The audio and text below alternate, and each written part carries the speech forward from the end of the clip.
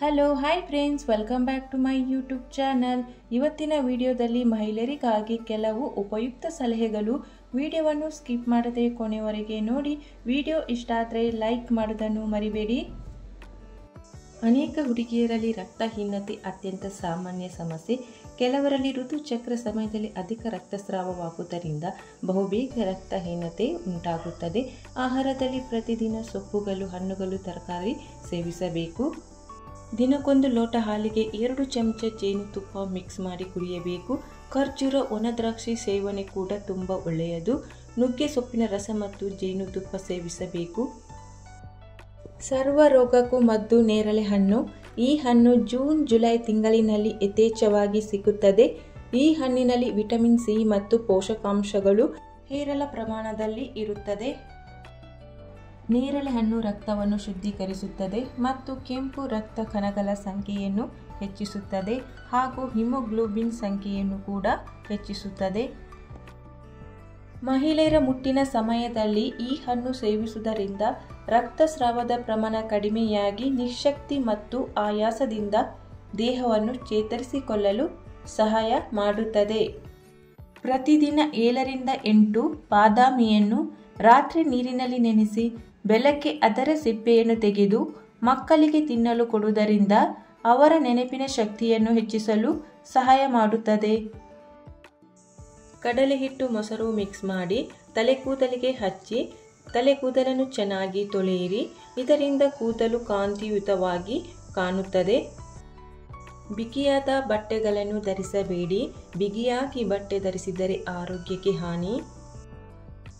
ತೆಂಗಿನ ಎಣ್ಣೆ ಜೊತೆಗೆ ಕರಿಬೇವಿನ ಎಲೆಗಳನ್ನು ಚೆನ್ನಾಗಿ ಕುದಿಸಿ ಆರಿದ ನಂತರ ಕೂದಲಿನ ಬುಡಕ್ಕೆ ತಾಗುವಂತೆ ಹಚ್ಚಿ ಮಸಾಜ್ ಮಾಡಿ.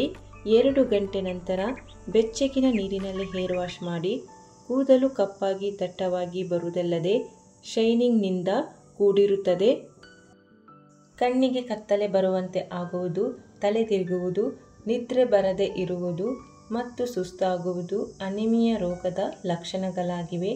ಅನಿಮಿಯಾ ಎಂದರೆ ರಕ್ತಹೀನತೆ. ಕರಿಬೇವಿನ ಒಣ ಎಲೆ, ಒಣ ನಿಂಬೆ ಸಿಪ್ಪೆ, ಸೀಗೆಕಾಯಿ, ಮೆಂತೆ ಇವುಗಳನ್ನು ಸೇರಿಸಿ ಪುಡಿ ಮಾಡಿಕೊಂಡು ಅದಕ್ಕೆ ಕಡಲೆ ಹಿಟ್ಟು ಸೇರಿಸಿ ಏರ್ ಟೈಟ್ ಡಬ್ಬದಲ್ಲಿ ಸಂಗ್ರಹಿಸಿಡಿ. ಶಾಂಪುವಿನ ಬದಲು ಹೇರ್ ವಾಶ್ ಮಾಡಲಿಕ್ಕೆ ಇದನ್ನು ಯೂಸ್ ಮಾಡಬಹುದು.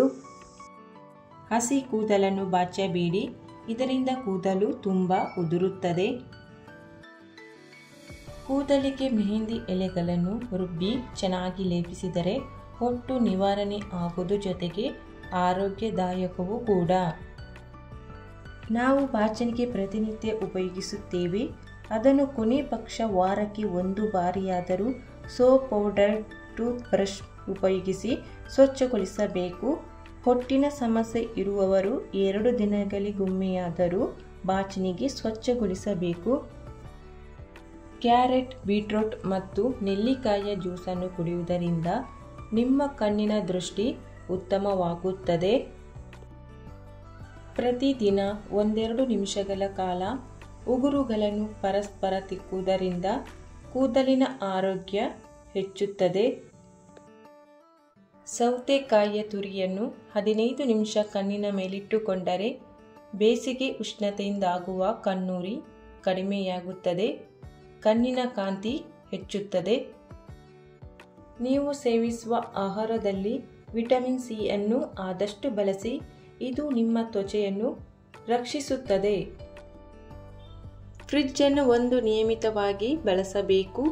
ನಾವು ತಿನ್ನಬೇಕೆಂದಿರುವ ಆಹಾರವನ್ನು ಅತಿ ಹೆಚ್ಚು ದಿನಗಳ ಕಾಲ ಫ್ರಿಡ್ಜ್ನಲ್ಲಿ ಇಟ್ಟು ಆನಂತರ ಬಳಸುವುದು ನಮ್ಮ ಆರೋಗ್ಯ ಕೆಡಲು ಕಾರಣವಾಗುತ್ತದೆ.